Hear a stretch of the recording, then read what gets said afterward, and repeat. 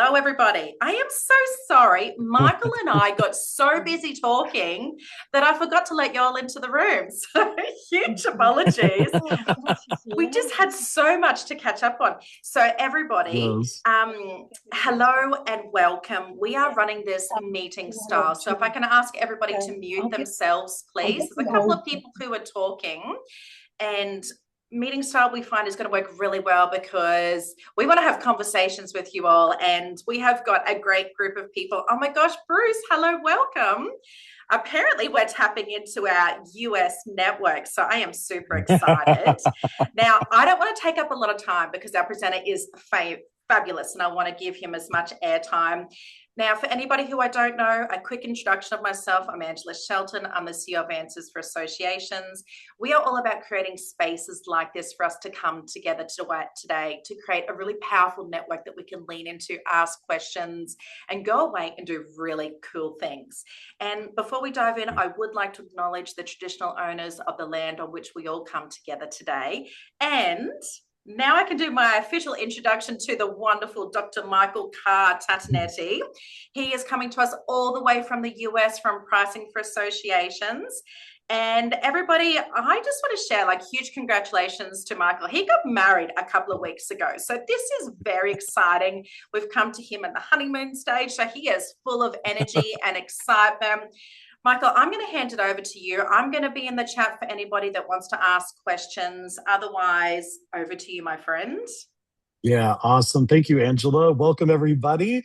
I hope that for the vast majority of you who are tuning in from the future to me, that you are caffeinated up and ready to go. And for, Bruce and Kristen's on as well. And I don't know if anyone else from the US, those are the two that I personally know that I see on my screen. But it's past our bedtime. So we're going to bed after this. But I have all the energy for y'all. Oh, Kristen's like, no, she's not going to bed. I'm going to bed. We're moving tomorrow, so I'm going to bed before the movers get here. So I'm so happy to be here with y'all. A couple things. Number one, I do want y'all to ask questions. So don't look at this as wait till the end and then ask your question. Please drop it in the chat, especially that's the easiest way. You can unmute, of course, and just interrupt me because I'm on my laptop. I can't see everyone plus the screen. I see only a couple, preview people. So feel free, right? Like I may not pick up on nonverbal cues if you're like, what? So just go for it, however you're most comfortable. I am going to go through my deck as far as teaching because I took a look at everyone's questions when you registered. You put in kind of what you're looking for. And of course, we have the abstract. So I do have a formal structure, but I'm open to whatever you need. This is our time. We have 45 minutes, so we can talk as much as we want, and we can also go through the deck. So I'm going to start with the deck, but then I'm going to allow you guys, of course, let's co-create. Let's make this whatever we need it to be for tonight. So, or today, whichever time zone we're in. So I have two things I'm going to hit on today. There's kind of two branches, and I've got this yellow brick road theme going on in this deck. So we're going to talk a bit about sponsorship, and we talk about that a lot. And Bruce, who's on Rosenthal, is a premier expert in partnerships. Highly recommend picking his brain as well. But I kind of want to talk, a little bit about packaging. Some of the questions were around packaging, like what should we consider? So that's one path I'm going to talk a little bit about today. The other path, though, was how do we get a little bit more innovative? How do we really partner? How do we not just throw another webinar out or a logo? So I'm going to talk also about some things I recommend around partnering. Not all of them are brand new ideas. You might have heard them from other speakers. They're, we all share ideas, but I'm going to give you my own original thoughts on every single thing. And I'm excited. So let's dive in. So again, I'm going to keep my eyes on the chat. I've got that open. If you need anything, drop it in there. So if you're not familiar with who I am, the quick, hi is I still have to update my decks with my name too. I'm finding places. I found my website too isn't updated. So I'm a CAE. So shout out if there's any other CAEs here on the call. And then I'm also a CPP, a certified pricing professional. So if we haven't met, I basically sit at that intersection of pricing strategy specifically for associations. And that's my niche. That's my specialty. And I founded Pricing for Associations. We're a consulting firm and we do training, speaking, all that just for associations. And it's been 6 years now. So Kristen's actually on the team. She joined us this year. And so, there's 11 of us now all around the world, Europe, US, and Asia. So we're going to dive in. So I always like starting with why. If any of you guys love to read or just watch like book summaries on YouTube, that's what I've gotten into as I get busier in life. Start with Why by Simon Sinek is a book I really love. Highly recommend the 20-minute TED Talk. But he basically says you should start with why something matters. So I always like to start my talks with that. So, especially reading all of your questions, right? And what you're looking for from this 45 minutes together that we do have. The big thing that you guys were kind of talking about is okay, how do we move beyond just, competing on booth and exhibitor space or why they should put a logo with us or whatever? That's really what we call a commodity in business. It means you're not that different. You're just like everybody else. Why should we pick you? Think of the bread aisle at the grocery store, and there's like 50 options. Each brand has like probably 10 options of their own. And it's a commodity, right? Anyone can kind of get that anywhere.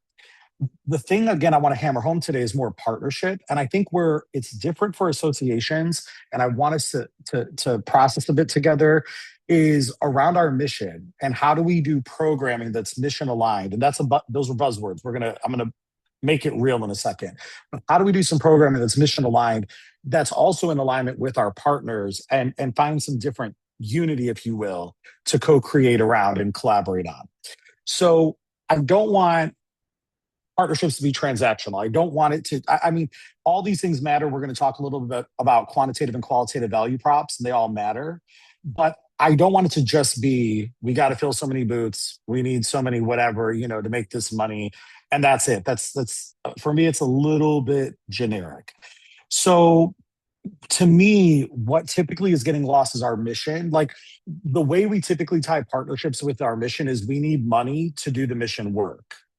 So we look at partners just as a cash cow. And what can we do for them to get the check? And I think if we move beyond that a little bit, where I think we should go is more again around sharing the mission, the purpose. So we're going to talk a little bit about that today. I'm going to start with, again, kind of the different pathways that you could take.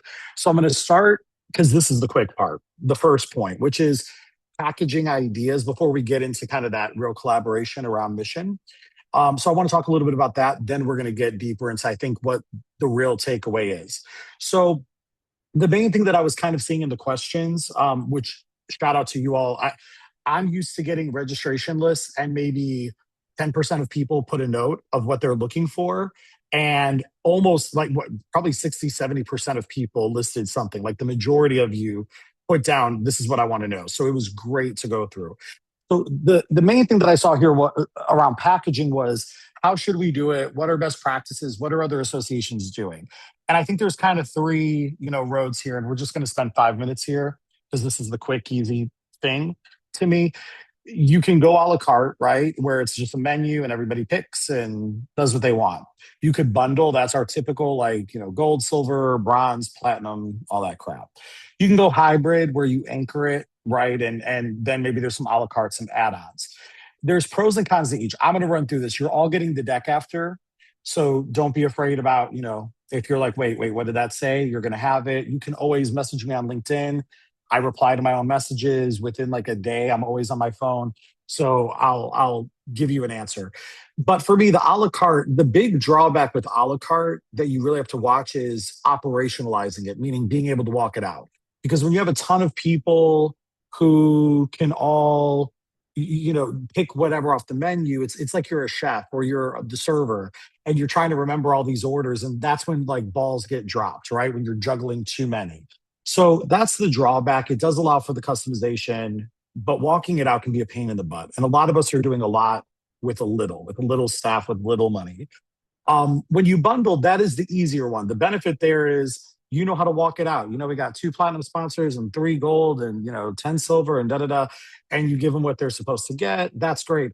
But then you're not really meeting them where they're at. And again, this is still transactional thinking, but I want to lay this to then like further lay a foundation on the second point. Third one's hybrid. And honestly, this is kind of what I would normally pick. And that's what the next few slides are going to go through. I think that if you anchor to something, and there's a few ways I see this done, and I'm going to share those. But I think if you anchor to something, it helps and then having some additional add-ons, it helps with operationalizing. The ways that I mostly see this done that to me are done well, there's two. One is it's anchored around the annual event. So it's okay, you are a partner for our annual conference and you pick a level. But then in addition to that, for year-round partnership, because I'm an advocate of 365 partnership, Bruce is, everybody in the field is, Kristen does biz dev as well. I know she is. You anchor it on that, like, okay, here's the thing, right? Whether they're an exhibitor or they're just a sponsor or partner, they don't have a booth, but they're logo placement, all that jazz. The the good thing about that is it helps anchor it on something that's of kind of tangible value. Like they want to be at that main thing where you have the most members and the most eyes, but then they can partner on some other things. And I think that's where you can align missions. So I think that's a better way to do it. I would say my second choice would be number one would be go all a la carte. It's a lot more work, but if you can do it, my least favorite is bundle. Like, don't give me a package. And I'm going to use an example of that where I literally just told someone no, but I counter offer them last week who asked us to sponsor something. So what I recommend, again, I already told you, I'm going to flip through this because I'm more like, let me give you the meat. So to me, number three, because you're maximizing partnership revenue. So structurally, I recommend anchoring. The other way that I see it done, I forgot to say that, it can be around annual event. The second way I see it done really well is with a commitment level by financials. So it might be okay, you're considered platinum if you spend at least 25,000 with us, but then you pick from the menu, right? And then you're considered gold, and there's certain perks that unlock if you spend at least 15,000 or 20,000 or 18,000. That's another way that I see it done. That's cool. So all that, I'm going to be honest. Everything I just said is the part that bores me, but you guys asked about it. That's why I'm hitting on it. But I'm going fast because I want to get to the stuff that I think is going to move the needle for you. So this is basically saying make sure you can operationalize it. But here's the thing. So this is the slide I wanted to rush to. And we're going to camp here. Out of these, you probably see there's 106 slides. There are only about 30 we're going through today. The rest are two other talks that I do that I added those slides in for the full deck, like full talk, because they relate and you can read through them and get even more. So they're kind of appendices that you'll get once the team sends out the deck later today or tomorrow, whenever that is. Angela will tell you. So I know Emily, I think, already has it queued up. So it'll probably be very soon. But here's what I want to get into. And this is where if you have questions, start throwing them in the chat. I want to have a back and forth. If you even want to unmute, just interrupt me and say, okay, but what about this? Let's talk. So let's talk about aligning missions and purpose, because to me that's what transcends a packaging model and whatever you pick. To me, the way that you do this, let me go through the slides and do it the right way. But when you look at that, you have to start with your mission. And again, I think the way that we normally look at it is we look at our mission and we say we have to do these things. Our sponsors are here to give us money to be seen and hopefully make sales so that we can go off and do the real work, instead of looking at the sponsors as co-creators, as collaborators, as people who are doing the work with us. And so I think what we have to start with is our mission and saying, okay, what could programming look like? It could look a million ways, right? We could slice this a million different ways. And you've already started, you're all already established. So you're already doing programming. But what I recommend starting with is, okay, what programming are we going to do? How does that align with our mission? But then who cares about that? Which of our partners care? So when you do that, then you get to say, okay, instead of thinking about logo placement or banners or whatever, it's now who cares about this initiative the same way that we do? A lot of times that's going to be around demographics. So let's say you're doing programming like women's programming, young professionals, a leadership academy, that's usually more in line with YPs as well. Whatever the case is, right? Who cares about this type of thing? And therefore, who's willing to put money behind that? The other thing that I'll tell you is the first level to that is think about the company's missions and what they care about and what they do philanthropically, not just from their marketing budgets. But the second layer is also think of the decision maker. And here's what I mean by that. If you came to PFA and you said, hey, will you sponsor this? If you asked me, I care about certain things. If you ask my director of operations, She cares about things just as passionately, but she might pick something else out of all the programming that you do. She might say, yeah, allocate this money to this other thing. Like she might say, I want it to go towards the women's initiative. I might say, I want it to go to a scholarship fund. Like, and they're both good. They're both great. Right. But like, don't just think of the company. Also think about what does that person care about because they're the one deciding. There's a value proposition for them as an individual in addition to their organization getting, the supporting and getting behind it. So think about that takes relationship, and we all know that that's foundational to any partnership. But think about what do they care about? What things are they coming to? What do they get excited about? How can they put money in that makes sense? So instead of just saying, "Oh, they're giving us a check for $10,000, and now we can take that and run over here and put on this program because that's what we really need it for," instead we co-create. We say, "You come with us." Put funding, maybe even speakers. Like there are times where I've partnered and they get their clients who are members of ours, but sometimes they can get bigger. Like let's talk about conference, right? Maybe there's a track, like a leadership track for a certain demographic of people. And I'm trying to get speakers for it, but I'm having a hard time because back when I was a VP at an association, we had no budget, right? Like we're working on like thin but when I get one of our tech companies behind it, and they not only put money, I also say I need speakers. They go, great. Let's talk to some of our like high profile clients who have high titles that are also probably members of the association and see if they can speak. And maybe we'll even like fly them out as a part of the package or something. That sounds grandiose, I know. I had a little bit of a different, like tech companies that had different budgets than some associations, but not, but some of you do have that in your back pocket. So how are they partnering? How are they co-creating? So when we do that, for me, that's where you start thinking about what micro communities do they care about? What initiatives do they care about? What impact do they want to have? They want to tell a story. They're into marketing too. They don't just want to say we gave $10,000 and got a booth. They want to be able to say we gave $10,000 and 2,000 went to, funding people to go to this program and 8,000 went to putting the program on at a lower cost. Like they want to be able to say we care about this and we're behind it. That's good PR for them. So even if it's marketing and not just philanthropic work, it's still an investment. It's still a story that they can tell and that you get to tell as well with them being partners. So that's kind of how I want to think about it. So here's two quick examples. I'm literally using us because I don't ever like using clients, like naming them. So I'm going to give you two examples that we literally just did in the last 3 to 6 months. The first one, Association Latinos. That's a micro community within ASAE here in the Americas, where it is for association professionals, executives who are Latin, Hispanic, and it's for them to congregate and be together and have educational programming and needs met in a safe space. I approached them. I know many people in the group, all that, not of Latin heritage myself, but just so many friends there. And I wanted to start a CAE scholarship fund, but I wanted to plug in with a group that was already like ready to go. Like I, as a sponsor, did not want to have to do all the work of creating the application, monitoring it, like going through applications and scoring and all that stuff. I wanted to be able to give a check, but to an organization that I trusted and that would do this good work of like giving it to people who are, maybe their jobs won't pay for it or whatever. And just for people to believe in them and be like, okay, like I can do this because I've earned the CAE. It's tough as hell. Like it's not a fun feat. So I went to them, we figured it out, but we started a scholarship fund. I said, here's my budget. Here's what I'm thinking. What can we do? And we got that off the ground. The second one is PCAE. That's the Philippine Council of Associations and Association Executives. So in the Philippines. And I'm very close with Bobby there. Bobby emailed me. I can say this because he wouldn't mind, but Bobby emailed me probably 2 weeks ago.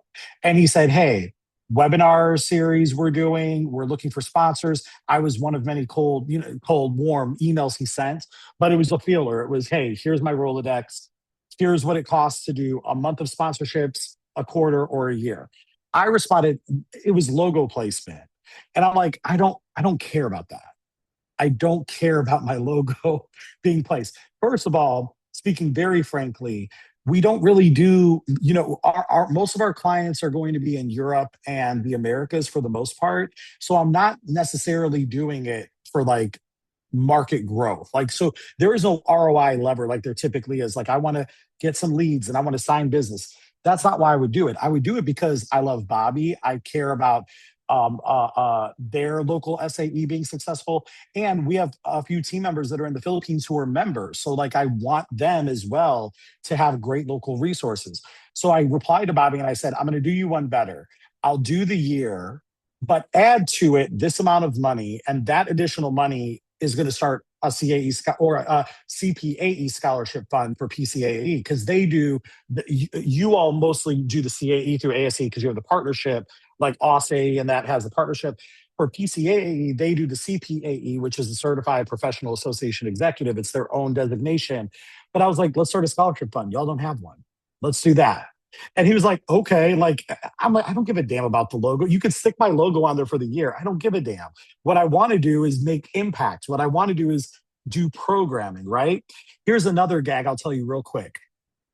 For Association Latinos, no one knows this. So if anyone tells, I know it was someone here. I first wanted to go to, there's an LGBT and a Black Association professionals. Like, there's different communities, micro communities for different minority groups within the ASAE umbrella. So Association Latinos is one of them. Again, I already told you I'm not Latino. I am gay. I wanted to do it through the LGBT.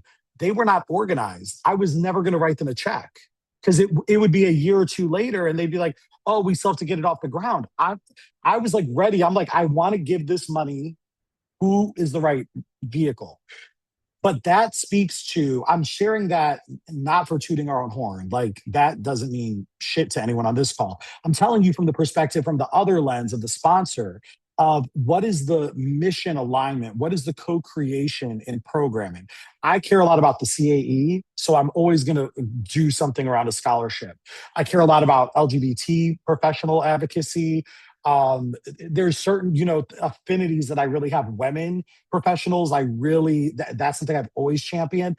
There's certain groups, I would champion any group as an ally, but there's certain ones I'm like, yep, sign me up. Where again, D, my director of operations, is going to lean into other things, but will give money to whatever is good. So I say that to say, when you change it, instead of coming and saying, do you want your logo on this? For what? How many listeners? How many downloads? What do I got to do? They do care about that, but that's not the only thing. We're human. Like, sales are human to human. It's not B2B, B2C. It's what do you care about? So if I ask each of you, I see Christine, I see Laura. If I started like this, I'm not going to ask anyone. Don't worry. Kimberly, hey, and Tanya, Nikki, Glenn. If I ask each of you, like, what would you, if you were sponsoring, like, you would come up with each something different, but you'd probably come up with something that you would champion, right? So thinking through that, that's kind of the lens. So I'm sharing it more because I feel like stories stick way better than me just telling you, find some programming that's mission aligned. Like, that's what it looks like. To be honest, I almost don't care about the logo. I'd rather just, for PCAE, say, take the money and put it all in the scholarship fund, but they have a need they're asking for, right? I'm not going to stomp over that because they as a business should say no when it's not aligned. But it was almost like saying, I see your whatever and I raise you this. Like, are you down to do this? So that's kind of to me the framework. It's really thinking through what's the core mission work that we do. Again, you all already have programming. That step is basically done. Now, maybe there's some things you need to sunset. Maybe there's some new things you need to start. Maybe there's some things you need to revamp. But you're already doing programming. So with that, how do you align it within your mission to what they care about? How do you get them on board? Some people are not going to care. But I guarantee you that if you go through all of your partners, depending on your sample size, of course, but assuming a healthy enough, right? Not that you have 3 partners versus someone that has 10 or 6, like 10 or 60, I don't think there'd be a big difference in the ratio. I bet you that you can humanize within a year. Some of them immediately, some of them will take some relationship building and getting to know. But I bet within a year, you can humanize at least 60 to 70% of them. And if you do that, they're more likely to stay in and champion and really be involved and invested beyond just writing a check. So that's the big thing based on what everybody was kind of asking. To me, that's really how you partner. That's a strong difference when you believe in a mission. That's when you say, I want to be a part of this, right? So when it feels too transactional, people, they're going to treat you like a transaction. When you feel like a commodity, they're going to treat you like one. But when you're able to connect on that deeper level, that's when some magic is going to happen. Now, one other thing, I'm going to check the chat actually first. Let me check the chat. Okay. Bruce said, good point. Thank you, Bruce. Companies are measuring ROI on their sponsorships. Yes, and they are. They are. And then Kimberly said, we're a two-person staff right now. I found, yeah, that's tough. That's a lot of hats. I finally have year-round engagement for my sponsors and partners. Good, but I don't know how I'm going to service it all. See, yeah, that's the operationalized part. It's like we can sell, but then if you can't deliver, oh, and not saying you can't, Kimberly. I'm saying if you don't have the capacity, not the wherewithal, of course. But yeah, I'm not even confident my platform will deliver. It seems like we're doing all the things now, but I'm nervous. And to Bruce's point, they are measuring. I would say, Kimberly, I know you never asked the question. It was more event, which I'm glad you did. The one thing I say, can I swear one more time, Angela? Is that okay? Okay. If I offend anyone, sorry. But one thing I think that associations are really called to do at this time is to be a place for us to all come and bitch. Like when we say network, I say that a lot. Like Bruce has probably heard me say that 10 times and he's like, all right, I'm sick of it. But like when we go to networking events and all that, we're not always trying to get we want the answer, but how many times you go to a group and talk and get the answer? Like 10%. Most of the time it's just going, oh my God, like my boss, my members, my this, my that. And they go, me too, like this. And then you at least don't feel like you're alone, right? Like you're not on an island. Even if everyone else is wonky at work, other people get you and it's not just you. So I'm glad that you're able to do that, Kimberly, in this space because that's a big value prop. The the biggest thing I would say, okay, good, and Kristen responded too. That's good. That's good. I would say align with them on what are they measuring and what do they care about and prioritize that. Like you can probably come up with, again, a million ways to slice what matters. You can probably come up with 2 to 10 things per person per org. If you can figure out the one or two that matter to them, it's still going to be hell on wheels to try to service a lot of people with a two-person staff, but try to at least start maybe by aligning, if you haven't already, on what they are measuring. That'll at least help with the conversation. So yeah, that's good. That's good. Yeah, yeah, yeah, yeah. That's exactly what Kristen said. Boom. Love it. Okay. Thank you, Kristen. Good share there.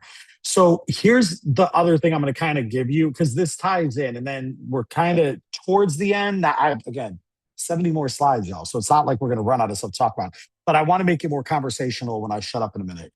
The other big thing I want you to get that I try to teach a lot is there's two types of value props. There's quantitative and there's qualitative. A lot of times we only think of quantitative value props. So quantitative is numerical, right? Quantitative, like survey, numerical, measurable, right? Qualitative, a little bit more ethereal, right? Usually, typically more feedback, not as, with language learning models, it's kind of different now in the AI age, but typically not as quantitative of a data set. When we think of, quantitative, so we're thinking of how many miles per gallon, or I just bought an EV, how many miles per kilowatt. That's a pain in the ass I'm trying to figure out. But like that, right? Sorry, I swore a third time, Angela, I'll stop. Like how, but how does that work? Or your cell phone. Like who remembers when it was like how many minutes you had? Now it's how much data do you have, right? But like those are quantitative things, right? You can compare like how many ounces of pasta noodles are in this box versus this box. That's all quantitative value props. So for you with partners, that's saying, your logo is going to be placed this many times. You're going to get this many social media posts and this many email blasts. And we anticipate traffic to be this much, or you report out later. Here was the web traffic. Here was the foot traffic. All that's quantitative. It's not relational. It matters, but where you continue is qualitative.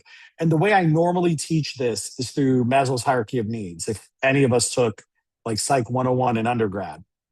So you hear this and then you never think about it again.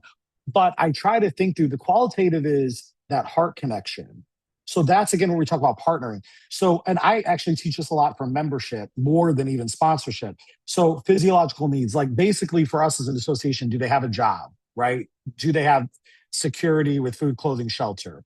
You're not going to ever promote that as a value prop, but what you do promote that fits there, I'm going to switch to membership real quick, is things like career services in a career center or networking for their next job. Because even though you're not saying it, what you're talking about is their livelihood. And then same for safety. Do they have employment? Do they have proper employment? Are they underpaid? Are they paid correctly? Health insurance, all these things, PTO, work life balance, office, all that. Love and belonging. Do they feel belonging? Do the sponsors feel involved? Or do they feel like they're just writing a check? Do your members feel involved? Your staff, everybody. Esteem, that's more like I earned the CAE, or I got an award or whatever. And self-actualization, kind of being that highest self. Am I achieving the apex of my career? Am I serving on boards? Am I mentoring and giving back? So we can apply these to any association product. So I like to try to think through, are we also telling that story? So again, because whenever I think of like a CAE scholarship or any educational scholarship, I'm thinking of, to me, it's not just helping someone pay for the books or the exam. It's them feeling after doing an application and an essay and being chosen, it's them feeling esteem and belonging and feeling like people believe in me. Like someone out there, a committee chose my application of all the applications, and they believe that I'm a good investment, that I could earn this credential, and that it's worth gifting me, these funds. So when you think of it that way, that's the story that we should be telling as associations. Our partners want to tell all of that. So I want us to think through a little bit more of this, not just the first part was the quantitative, like, okay, we can bundle, we can a la carte, we can whatever that, I don't care what packaging you do. You can do whatever you want. There's a lot of ways to do it. Again, I see two that work fairly well, but it doesn't mean they're the only methods and that's what's going to work for you. But when we focus more on the qualitative value, the relationships, the what's in it for everybody, what does it do for you? Like, what do you champion? And then what is your organization champion that's in alignment? And then what is the partner champion, the organization, but also that individual who's saying yes, right? And then what's the output? The people that are impacted by that, how do they win in this grand scheme of things? So that's kind of how I want us to think about partnership, not just logo placement. But again, I don't care about any of that. Like, I don't care. And we know how we all fell into associations. It's rare that anyone's ever like, growing up, I wanted to work in an association. I didn't even know. I thought it was a pyramid scheme. My friend worked at one, and I was working in K-12 and higher ed. And she's like, yeah, like we put on events and people pay to come to them. And we have a membership. And it sounded like Tony Robbins to me. I'm like, this is a pyramid scheme. What the hell is this? Even though I was a member of associations, but it never clicked. Never clicked. And then when I interviewed, I'm like, oh, it's this whole world, right? We don't we So same thing, all that we really know typically is quantitative value props. Like we don't get the partnership, right? But we should dive a little bit deeper, and this is how you keep it mission aligned. When you say this is filtering it through our mission, this makes sense, this doesn't, this is our priority. Sure, there's a million ways we could serve the entire world and our members, but we can't do everything. We have 2 staff, we have 10 staff, we have 6 staff, we have a budget deficit, but here's what we can do. And can you partner? Will you do this programming? Because if you don't partner and no one partners, we can't do this programming. And this is why this matters.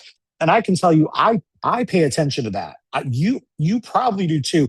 And if you resonate with this, this is part of how you should sell your partners. I don't just look for like, oh, this person gave me a notebook at a conference and I need a new LMS. What I think about is who are the people I've gotten drinks with, that I've built friendships with. I think about who do I know in the field that I trust, that I can call and say, what do you think about these 3 different LMS or whatever, like these potential things? And we give each other real talk, right? We think about the relationships when we're making an investment. Even when we hire, most of our own internal hiring is referrals. Like, I haven't posted a job ad in 4 years or something like that. Like, it's all recommendations and referrals or meeting people through the association space.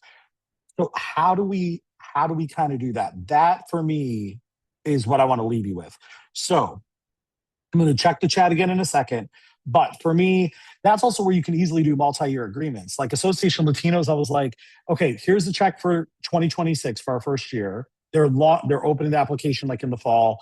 They just announced it like a month ago, but it's coming into fruition later this year. But I told them I will fund the first 3 years though, so we know, and I want to keep going. But like, let's make sure we're not just doing this one time, but like we're really, because again, as impact's made, as mission is fulfilled, as all these things happen, they're getting to do something really cool that's mission aligned. I want to keep funding it. I want to see it live on. So think through that. I think it's much more sustainable to do things that way. And then even if your key contact at a partner organization leaves and goes somewhere else, if it's still within the industry, they're going to care. They're going to be a lot more like, no, we did this. I want to keep doing it. Or leave it to whoever's coming behind them. Like, make sure you keep, doing this thing. It's very different than saying, oh yeah, we exhibit at this conference and we normally get 2 to 3 sales a year. So as long as it costs this much or less, it's worth the investment. Those are different conversations.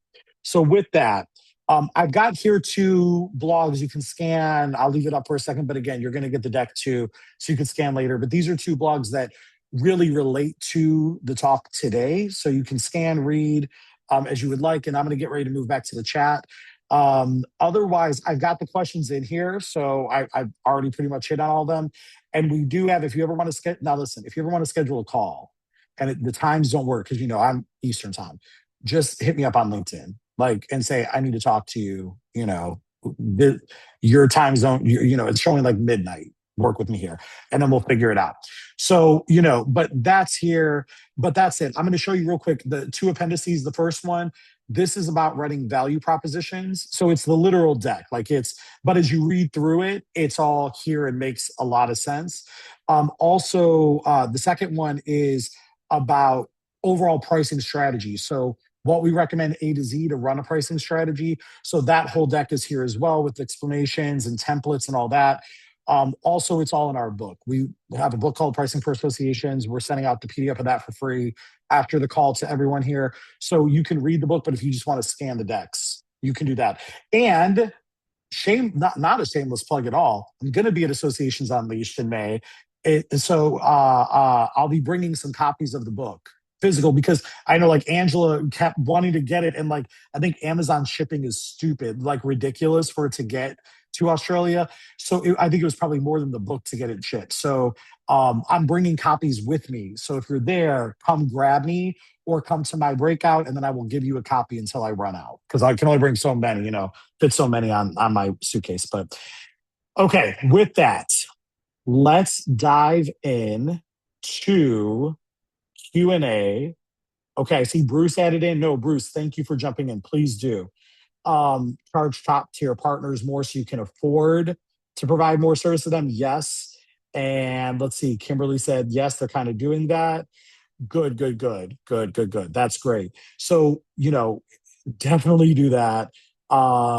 Bruce, Bruce, are you trying to take me out on a date? You're just like razzing me up in the chat. Bruce, goodness. No, yeah. No, Bruce is leaving good comments here. Bruce and I are friends, so I can mess with him like that. All right, good. Tommy said I'm filling out my PD form for Association of Unleashed right now. Good, yes, good. I'm so excited to be there with y'all in person. All right, so any questions? If you want to unmute, feel free. If you can be on camera, off camera, up to you, however you're most comfortable. But any questions, or feel free to put them in the chat. But any thoughts, any questions, please feel free. We got about 5 or 6 minutes. I have one. I'll make it real quick. So Yeah. I'm already into the process of our exhibits are halfway sold. How do we take that? Like you talk about pricing it based on the locations and not just using one box price for everything. Is it Yeah. easy to change that when I'm already in the process of? It might Or need do to I be need to wait till next year? possibly, yeah. So real quick, so what Kimberly's referencing, it's an email that probably went out a week or 2 ago, because we have a weekly newsletter, and we were talking about pricing booths and things to consider, like location and what are more premium and where people are walking by and all that. I would say so whoever you've already sold to, of course, that's a done deal because we got our commitments contracts. Whoever you haven't sold to, it depends. If they're brand new and coming in, you can change the prospectus to be whatever you want. If now you have to watch if they talk to the person next door and they're like, oh, they charge me half that. But Almost everybody's got some kind of sponsorship, so I don't have to really worry about that. yeah. See, so you can if they're already in the pipeline though and they've already seen pricing, I probably wouldn't. So it's more if they're brand new, like you can always do that. Or if they sleep on it, if they don't book this year and they come back and we raise our prices every January. So I let people know that are like, oh, we're deciding, like board vote in January, but let's say they get a proposal in October. I give them some kind of like, okay, if you sign by February 28th, cool. But if it's like April, it's going to be the new rate. So, but I kind of gray area it, right, to like meet their budgetary needs and cycles. But also, it's good to, and you should be going up a little bit every year. Like this is a rule of thumb. I tell everybody 3 to 5% every year. That's general, right? So sometimes it's more. Sometimes you might hold or on a certain one. It depends, of course. Like if it's not selling well and you're afraid you're overpricing it. But in general, we should be doing some price bumps every year, if not every 2 years, to normalize that behavior so that people know. I mean, again, think about our Netflix, our Hulu. They're raising my price every 6 months. Like we just added since we got married and we're moving tomorrow. We were adding up all of our subscriptions and we're spending over $100 a month on like 6 different because they're all like $20 each now. I'm like, this is way more than cable. Like we used to spend $60 on cable. What is this? So, but that's how they do it. So good question. Okay, Ash asks, what would be the best way to hold on, let me make this a little to go, okay, about a pricing strategy when we create long-term multi-year, multi-event agreements where neither the qualitative elements are compromised nor the quantitative ones. Yes. So for me, here's again generalized. What I recommend is if you're doing multi-year, you don't want to price based on this year. You want to price based on a year or two out, and you kind of average it in a way, right? So let's just say for like easy math, because even though I do pricing is more psychology than it is math. Although I'm good at both, but it's more psychology, not math. So let's say that sponsorship one year is $10,000, and the next year it's going to be 11, and then the next year 12, and they want to do a 3 year. I wouldn't lock them in at 30,000 for 3 years, like the 10 times three. I would probably offer them like I mean the minimum would be 33 then, right? Because then you're averaging, right? Overall, you're making the 10, 11, and the 12. I might even go like 34 or something, or whatever. If I'm screwing up the numbers, sorry, but something like that. Like I would do the average, but I might even go a little higher, like an 11.5 per year, which would be what, about 30, 33, 34, 34, 5. So I might do something like that and then, have some negotiation wiggle room. Here's another tip I'm going to give you. You're not asking this, but it directly aligns with this. Like, how do I figure that out? Always make your your list price, if it's something that's negotiable, even if it's something that you're budgeting, like a member facing thing, always make the lowest price the price that you can comfortably budget on. So like if it's an event and we're talking about attendee registration, it shouldn't be like, oh, we need everyone to pay full rate, but the early birds are getting a discount. No, the early bird should be like what it needs to be. And then the rest are almost penalty. You don't say it that way, but it's like a penalty for registering later. And what I also recommend there is make last year's regular price this year's early bird. Because then when they go, oh, the price went up, it's like, well, it's actually the same as last year. You're locking in last year's rate with the early bird. It's just the full rate, but it is last year's rate. And again, it sounds sly, but I promise I'm not sleazy when it comes to the sales and that, but it is what it is. You do have to make your money, and people look at us as nonprofits like we shouldn't. And so we almost have to be a little bit tougher to get our fair share. But I would probably average it out. Now, where you can shoot yourself in the foot, Ash, is of course, we don't know how costs will always go. So then you lock something in and costs jump up drastically. That's a risk that you take. The same way that they're taking a risk by signing a multi-year, because what if after year one or even two, you have a big drop in attendees and they've locked in for 3 years and they're contractually obligated to pay you. So it's a two-way street of risk, and you have to be willing to take some as they are. But I would kind of average it out. I wouldn't lock in at the current year. So that would be my 2 cents. But then that takes the level of knowing where you probably going with pricing, where do you anticipate costs going, et cetera, et cetera. So good question. Okay, we're at 45 after. So I'm going to honor time and I'm going to shut up. But if you have any other questions, literally just message me on LinkedIn. I'm not going to reply tonight. Love y'all. But tomorrow I will gladly reply in between moving. So just hit me up on LinkedIn and I will message you back. So Angela, I'm going to push it back over to you. Absolutely. And just saying, I'm going to be the fangirl at Unleashed, waiting for you, lining up for you to sign my book. So yes. Guys, I've wow, amazing session, Michael. Absolutely incredible. everybody, I've dropped the Unleashed link in the chat. Michael's going to be running 2 sessions there. So drop him a message on LinkedIn. He is incredibly generous with his knowledge. But if you want to do an in-person catch up with him, we're actually going to make some time in the program for him to sit down and have a chat to you, because he's going to be here on the ground in real life. He's going to be doing book signings. Haven't told him that yet.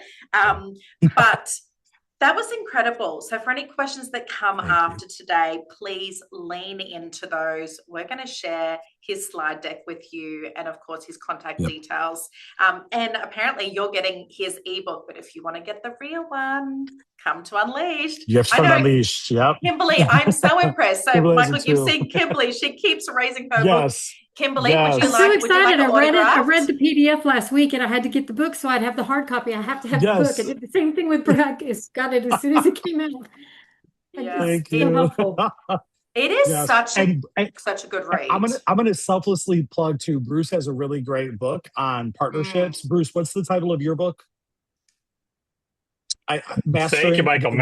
Mastering Association Corporate Sponsorships on Amazon. Thank you. Yes, it's another great one. So thanks, Michael. Get Bruce's as well. He's just as brilliant. So yes. Just to plug him too. Absolutely. I love this. Yeah.